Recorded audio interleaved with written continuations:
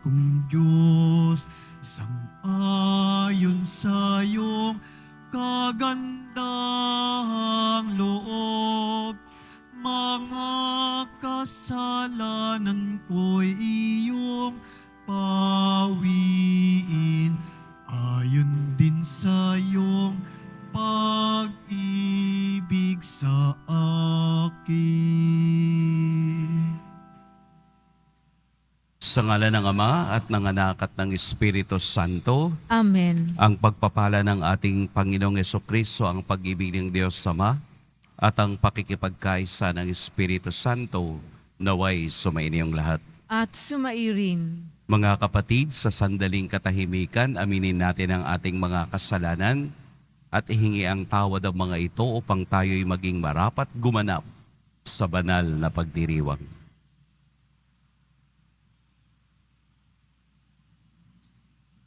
Tayo pong lahat, inaamin ko sa makapangyarihang Diyos At sa inyo, mga kapatid, na lubha akong nagkasala sa isip, sa salita, sa gawa, at sa aking pagkukulang. Kaya'y sinasamo ko sa mahal na Birheng Maria, sa lahat ng mga anghel at mga banal, at sa inyo, mga kapatid, na ako'y panalangin sa Panginoong ating Diyos. Kaawaan tayo ng makapangyarihang Diyos, patawarin tayo sa ating mga kasalanan, at patnubayan tayo sa buhay na walang hanggan. Amen. Panginoon, kaawaan mo kami. Panginoon, kaawaan mo kami. Kristo, kaawaan mo kami. Kristo, kaawaan mo kami. Panginoon, kaawaan mo kami. Panginoon, kaawaan mo kami. Manalangin tayo. Ama naming makapangyarihan, sa iyong pagmamahal na aming maaasahan, nagiging dalisay at matibay ang iyong sambayanan. Hindi ito makaiiral kapag hindi mo pinatnubayan. Kaya't sa pagsubaybay mo, lagi mo nawa kaming pangasiwaan sa pamamagitan ni Jesucristo, kasama ng Espiritu Santo, magpa sa walang hanggan. Amen. Magsiluhod ang lahat. Pagbasa mula sa ikalawang aklat ng mga hari. Noong mga araw na iyon, sa Syria ay may isang pinuno ng hukbo na labis na kinalulugdan ng hari, pagkat matapang siya, makapangyarihan at pinapatnubayan ng Panginoon, kaya laging matagumpay ang Syria. Ngunit siya'y kitongin. Siya ay sinamaan. Minsan, ang mga taga-Syria ay nakabilang sa isang babaeng Israelita. Ginawa nila itong katulong ng asawa ni Namaan. Sinabi nito sa kanyang Panginoon, "Kung ang asawa ninyo ay lalapit sa propeta sa Samaria, tiyak nagagaling siya." Ang sinabi ng Israelita ay sinabi ng babae kay Namaan. Nagpunta naman ito sa hari at ibinalita ang sinabi ng utusan ng kanyang asawa. Sinabi naman ng hari, "Pumunta ka at pagdadalhin kita ng sulat sa hari ng Israel." At lumakad nga si Namaan. May dala siyang 30,000 putol na pilak, 6,000 pirasong ginto, at 10 magagarang kasuotan. Dala rin niya ang sulat para sa hari ng Israel. Anang sulat, "Mahal na Haring Horam, ang may dala nito'y sinamaan na aking lingkod. Ipinakikiusap kong pagalingin mo ang kanyang ketong." Nang mabasa ito ng hari ng Israel, ginahak niya ang kanyang kasuotan at sinabi, "Ako ba'y Diyos na maaaring pumatay at bumuhay? Bakit sa akin niya pinapunta ang taong ito para pagalingin sa kanyang sakit? Baka naman humahanap lang siya ng dahilan para magdigmaan kami. Nang mabalitaan ni Eliseo ang ginawa ng hari, ipinasabi niya, "Bakit ninyo gagahakin ang inyong kasuotan? Sa akin ninyo siya papuntahin para malaman nilang may isang propeta rito sa Israel." Ipinasabi nga ni Haring Horam kay Namaan na ang hanapin nito'y si Eliseo. Kaya sumakay ito sa kanyang karuwahe at nagpunta kay Eliseo, kasama ang marami niyang kawal na kabuhayan.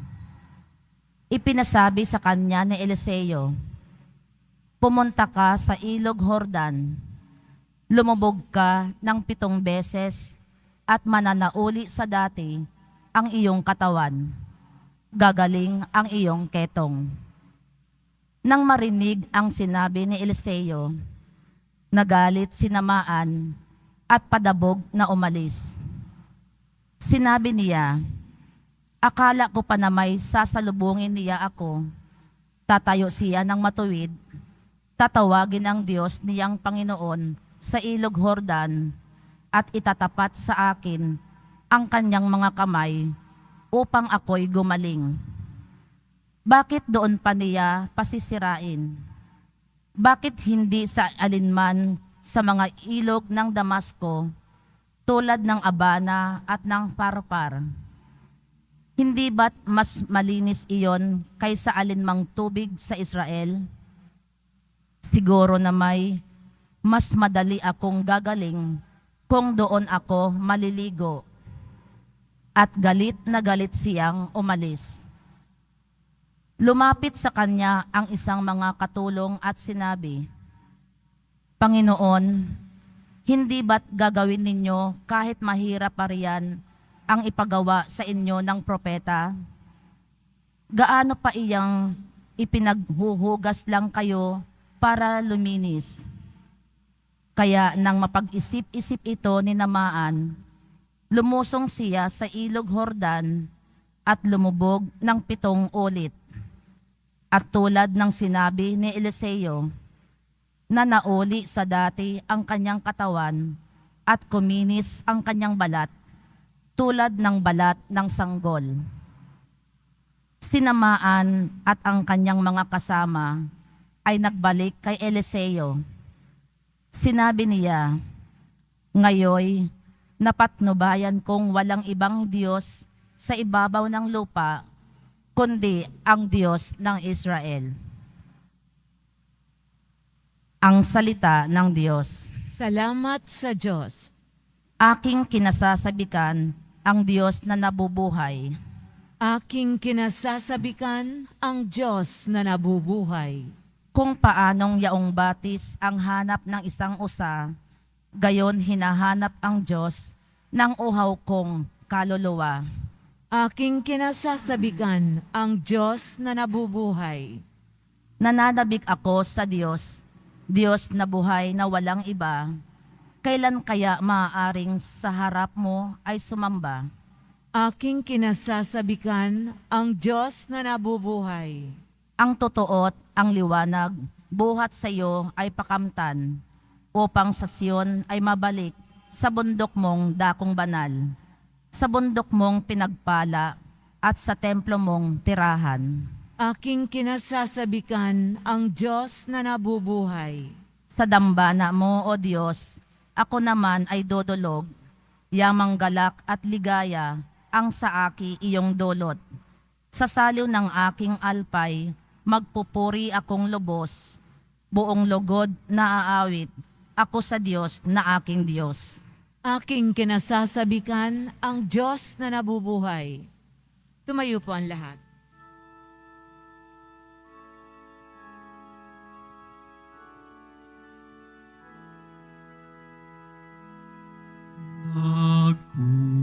Nagpupuri kami sa'yo, Panginoong Jesucristo. Nagpupuri kami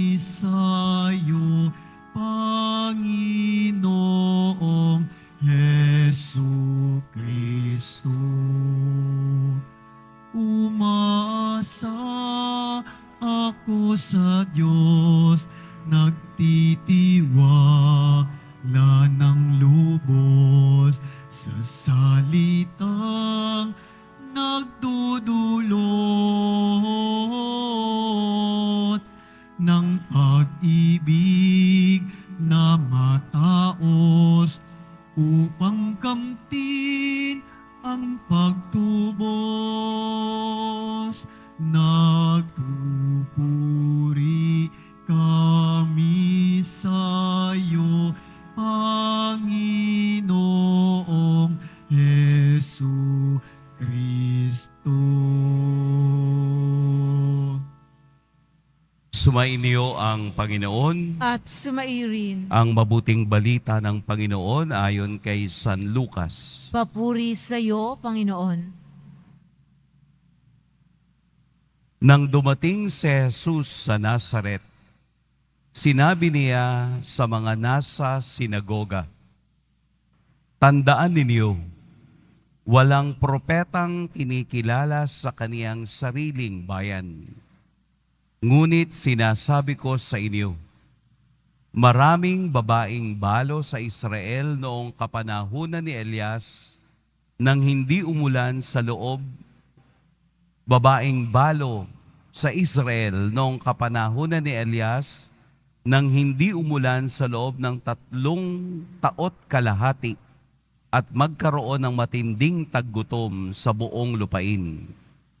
Subalit hindi sa kanino man sa kanilang pinapunta si Elias, kundi sa isang babaeng balo sa Sarepta, sa lupain ng Sidon.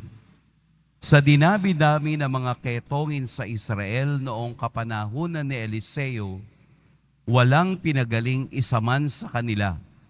Si Naaman pang taga-Syria ang pinagaling.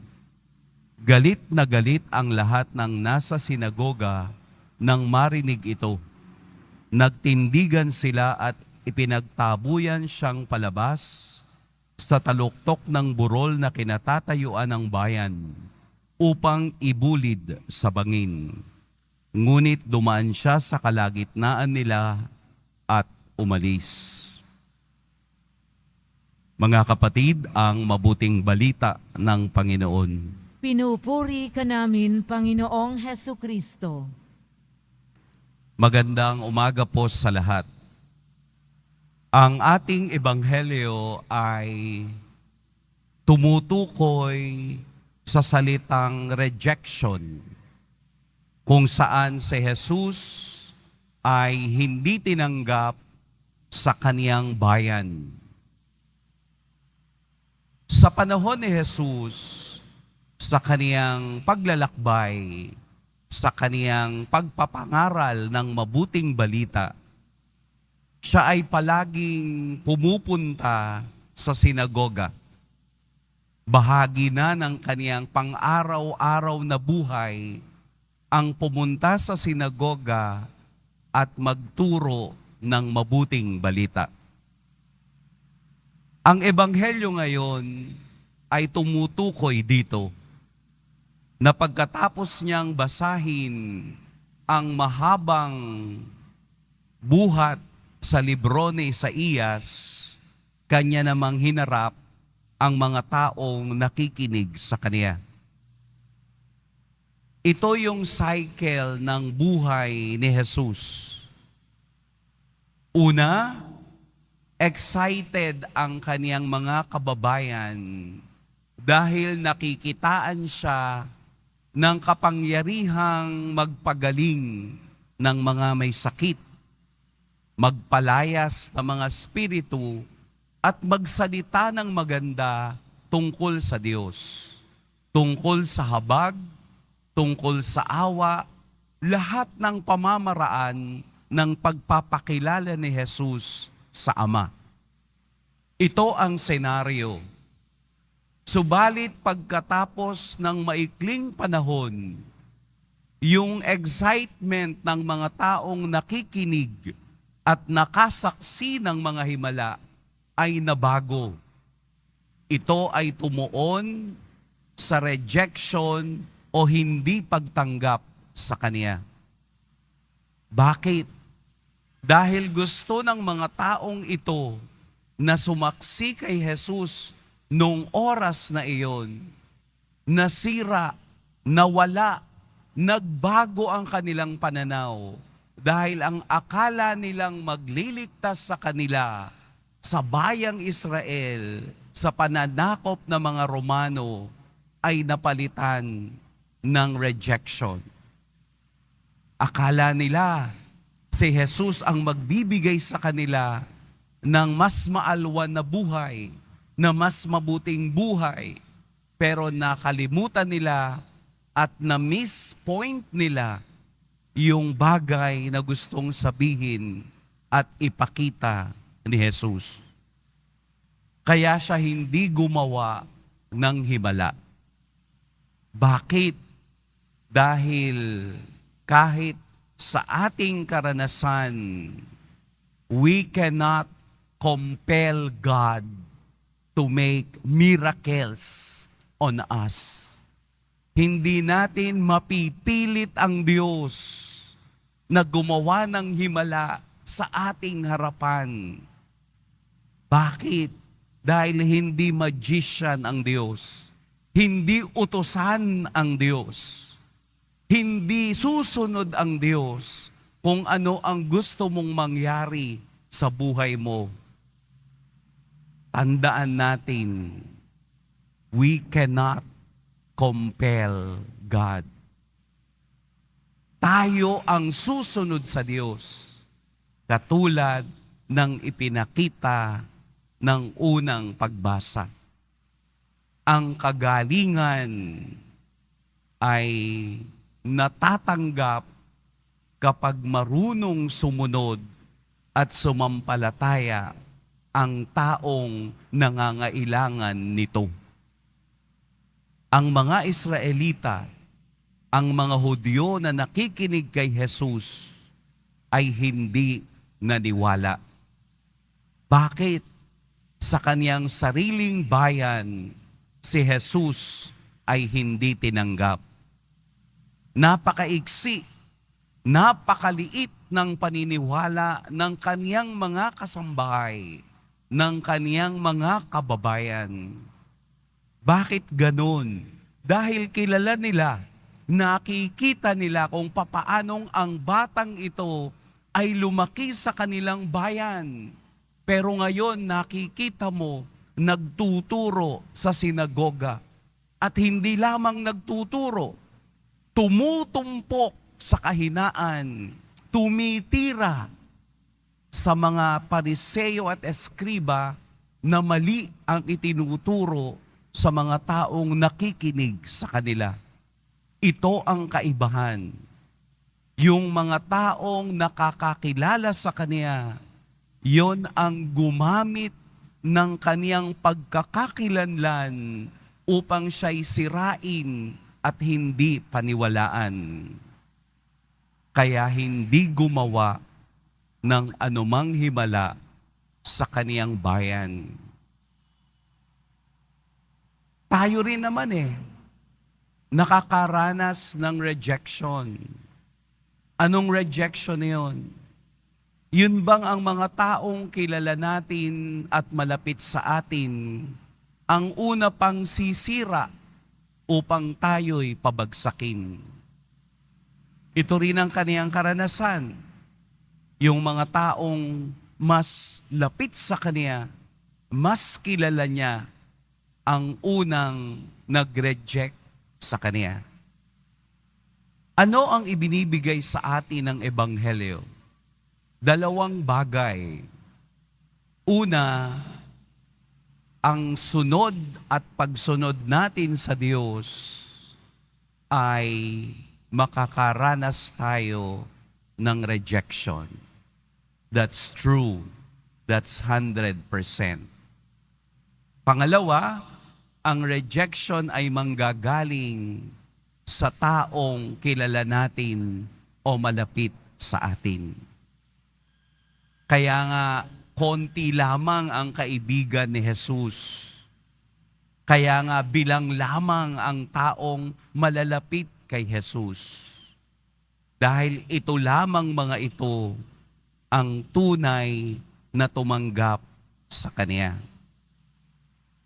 Huwag nating hayaan na tayong nakakakilala kay Jesus sa ating poong Nazareno ang siyang mag-reject sa ating buhay. Instead of rejecting Him, embrace Him at samahan siya sa kaniyang paghihirap upang tayo'y makadama ng kaniyang tunay na himala. Huwag nating utusan ng Diyos, bagkus tayo ang sumunod sa Diyos, sumunod sa kaniyang salita upang maramdaman natin ang kaniyang himala. Sapagkat ang tunay na Kristiyanong sumusunod at naniniwala kay Jesus Nazareno ay sumasama sa kaniyang paglalakbay, kasama ang rejection, kasama ang galit, kasama ang hindi pagtanggap. Sapagkat ang buhay na ibinigay sa atin ng Diyos ay buhay ng paglalakbay na sa katotohanan, hindi lahat ng tao gugustuhin at yayakapin tayo. Pero ang ating poong Jesus Nazareno, anuman ang ating pinagdadaanan, anumang kulay ng ating kaluluwa, anumang estado ng ating pagtitiyak para sa Kanya, ay nananatiling bukas at yumayakap sa gustong mahalin at ipagtanggol ang ating poon. Doon hindi siya magbabago, doon hindi siya magre-reject ni numan, bagkus tatanggapin at yayakapin ang lahat dahil siya ang Diyos ng pag-ibig at ng awa. Doon tayo hakapit, doon tayo hahawak sa isang Diyos na nagpakahirap at namatay para sa ating kasalanan. Huwag nating hayaang maramdaman din ng Diyos na sa oras na ito, siya ay hindi natin tinatanggap. Tanggapin natin ng buo, tanggapin natin ng walang pagdududa, sapagkat sa pagtanggap sa kaniyang salita, naroroon ang tunay na himala. Pagpalain tayo ng poong may kapal.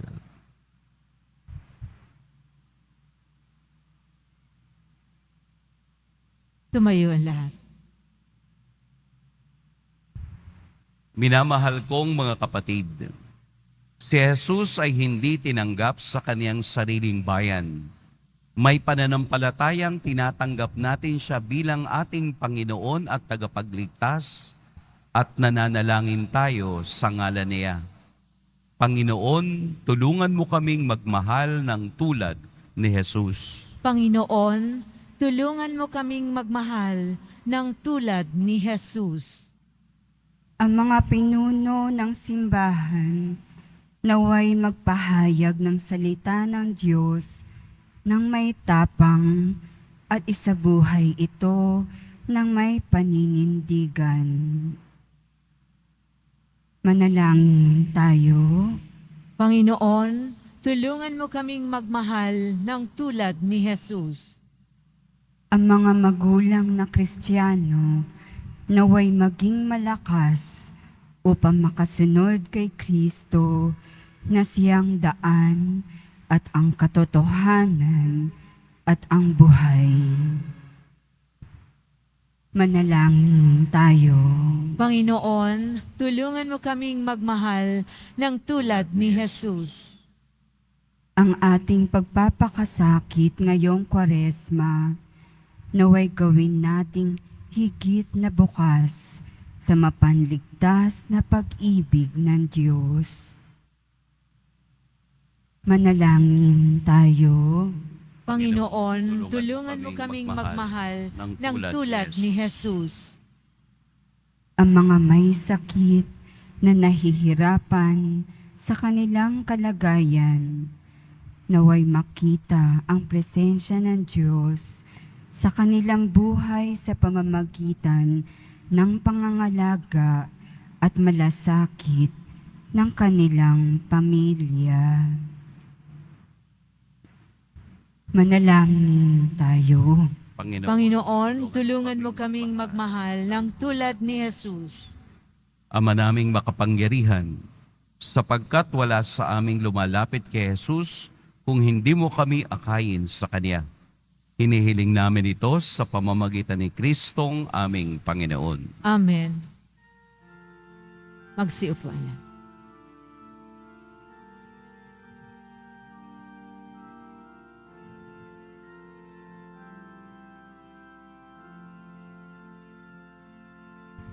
Sa pagsunod sa utos mo, nalulugod akong labis, di masukat ang galak ko, pagkat aking iniibig. Sa'yo, Ama, aming handog ang tinapay at alak na ito, handog ng iyong bayang sumasamo, humihingi ng patawad mo. Tumayo po ang lahat. Manalangin kayo mga kapatid upang ang paghahain natin ay kalugdan ng Diyos amang makapangyarihan. Tanggapin nawa ng Panginoon itong paghahain sa iyong mga kamay sa kapurihan niya at karangalan sa ating kapakinabangan at sa buong sambayanan niyang banal. Ama naming lumikha, ang aming paglilingkod sa paghahain ngayon ay lubusin mo sa aming pakikinabang sa dulot mong kaligtasan. Sa pamamagitan ni Hesukristo, kasama ng Espiritu Santo, magpa sa walang hanggan. Amen. Sumainyo ang Panginoon. At sumairi. Itaas sa Diyos ang inyong puso at diwa. Itinaas na namin sa Panginoon. Pasalamatan natin ang Panginoong ating Diyos. Marapat na siya ay pasalamatan. Ama naming makapangyarihan, tunay ngang marapat na ikaw ay aming pasalamatan sa pamamagitan ni Hesukristo na aming Panginoon. Sa aming kusang pagtitiis ng hirap, tinutulungan mong aming maitumpak ang kinamihas ng pagsalungat sa pananagutang iyong iniatas. Sa aming pagtulad sa anak mong mahal na nagpakasakit para sa tanan, ang pagsisikap namin iyong kinalulugdan at ang pagpapakabuti namin iyong ikinararangal. Kaya kaisa na mga anghel na nagsisiawit ng papuri sa iyo, nang walang humpay sa kalangitan, kami nagbubunyi sa iyong kadakilaan. Santo, Santo, Santo, Panginoong Diyos ng mga hukbo, napupuno ang langit at lupa ng kadakilaan mo, o sana sa kaitaasan. Pinagpala ang naparirito sa ngalan ng Panginoon, o sana sa kaitaasan. Lumuhod ang lahat. Ama naming banal, ikaw ang bukal ng tanang kabanalan. Kaya't sa pamamagitan ng iyong Espiritu, gawin mong banal ang kaloob na ito upang para sa amin maging katawan at dugo ng aming Panginoong Hesukristo. Bago niya pinagtiis ang kusang loob na maging handog, hinawakan niya ang tinapay, pinasalamatan kaniya, pinaghati-hati niya iyon, iniabot sa kaniyang mga alagad at sinabi, "Tanggapin ninyong lahat ito at kanin, ito ang aking katawan na ihahandog para sa inyo."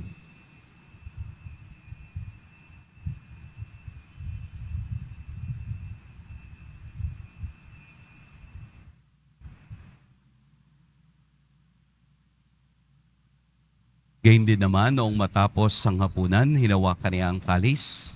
Muli kaniyang pinasalamatan. Inabot niya ang kalis sa kaniyang mga alagad at sinabi, "Tanggapin ninyong lahat ito at inumin. Ito ang kalis ng aking dugo, ng bago at walang hanggang tipan. Ang aking dugo na ibubuhos para sa inyo at para sa lahat sa ikapagpapatawad ng mga kasalanan. Gawin ninyo ito sa pag-alala sa akin."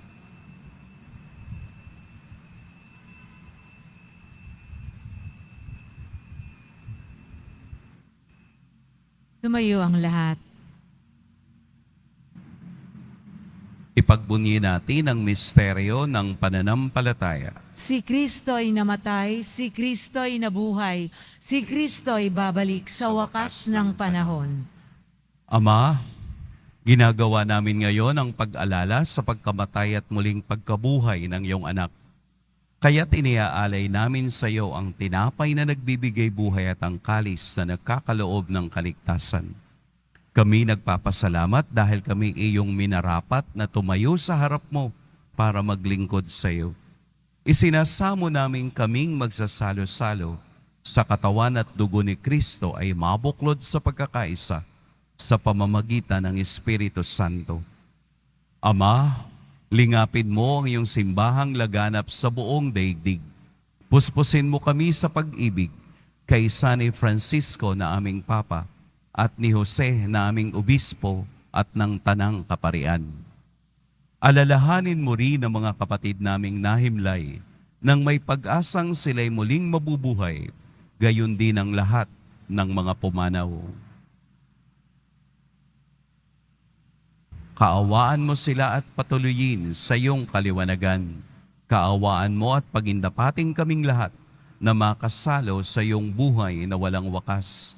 Kaisa ng mahal na Birheng Maria na ina ng Diyos, ng kabiyak ng puso niyang si San Jose, kaisa ng mga apostol ni San Juan Bautista, at ng lahat ng mga banal na namuhay dito sa daigdig ng kalugod-lugod sa iyo, maipagdiwang nawa namin ang pagpupuri sa ikararangal mo sa pamamagitan ng iyong anak na aming Panginoong Hesukristo.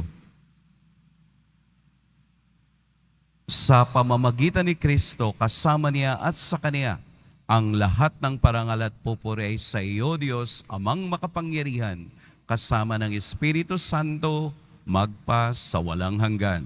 Amen. Sa tagubilin ng nakagagaling na utos at sa turo ni Jesus na Panginoon natin at Diyos, ipahayag natin ng lakas loob. Ama namin, Sumasalangit ka, sambahin ang ngalan mo, mapasa amin ang kaharian mo, sundin ang loob mo dito sa lupa para ng sa langit.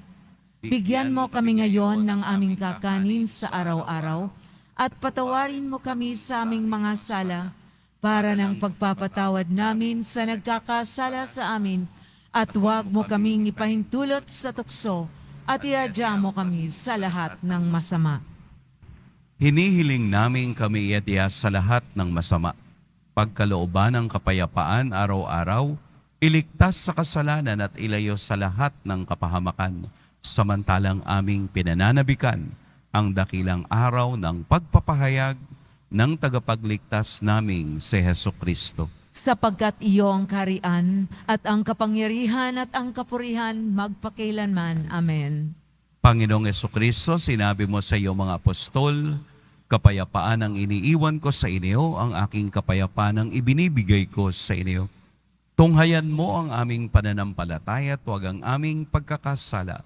Pagkalooban mo kami ng kapayapaan at pagkakaisa ayon sa iyong kalooban, kasama ng Espiritu Santo, magpa sa walang hanggan. Amen. Ang kapayapaan ng Panginoon naway laging sumainyong lahat. At sumairi. Magbigayan kayo ng kapayapaan sa isa't isa. Peace. Kordero ng Diyos na nag-aalis ng mga kasalanan ng sanlibutan, maawa ka sa amin. Kordero ng Diyos na nag-aalis ng mga kasalanan ng sanlibutan, maawa ka sa amin. Kordero ng Diyos na nag-aalis ng mga kasalanan ng sanlibutan, ipagkaloob mo sa amin ang kapayapaan. Narito si Jesus, ang Diyos na hindi tinanggap sa kanyang sariling bayan, na ngayon ay ating tatanggapin. Ito ang kordero ng Diyos. Ito ang nag-aalis sa mga kasalanan ng sanlibutan. Mapalad ang mga inaanyayahan sa kaniyang piging. Panginoon, Tawa tayo, karapat hindi dapat ako karapat-dapat sa na iyo. magpatuloy sa iyo.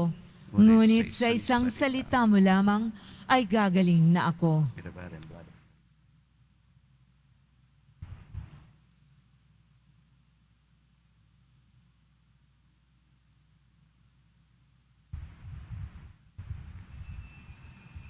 Para sa lahat ng tatanggap ng banal na komunyon, sasagot po tayo ng amen pagkasabi ng paryo ng lay minister ng katawan ni Kristo at isubo agad sa bibig bago malis sa harapan ng paryo o lay minister.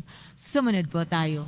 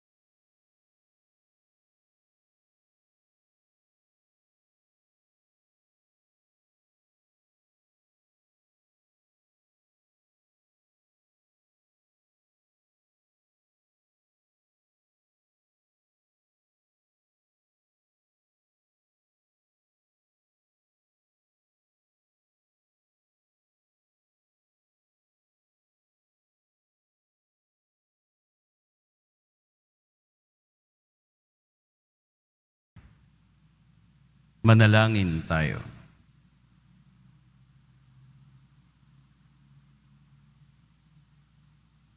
Ama naming mapagmahal, ang pagsasalo namin sa banal na pakikinabang ay magdulot nawa ng kadalisayan at magkaloob ng kapayapaan sa pamamagitan ni Hesukristo kasama ng Espiritu Santo magpa sa walang hanggan. Amen.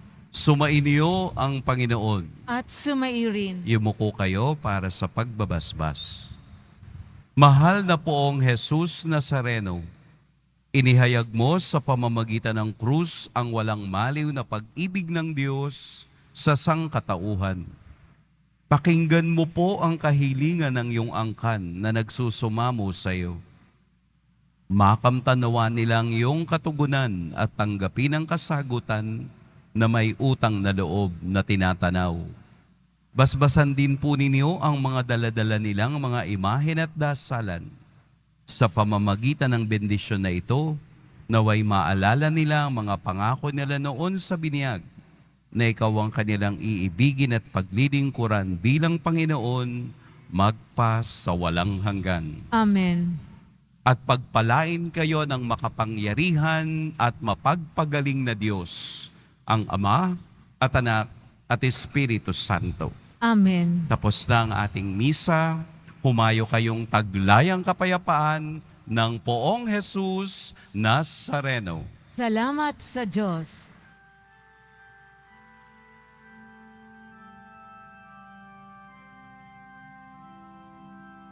Nuestro Padre Jesús Nazareno, sinasamba ka namin,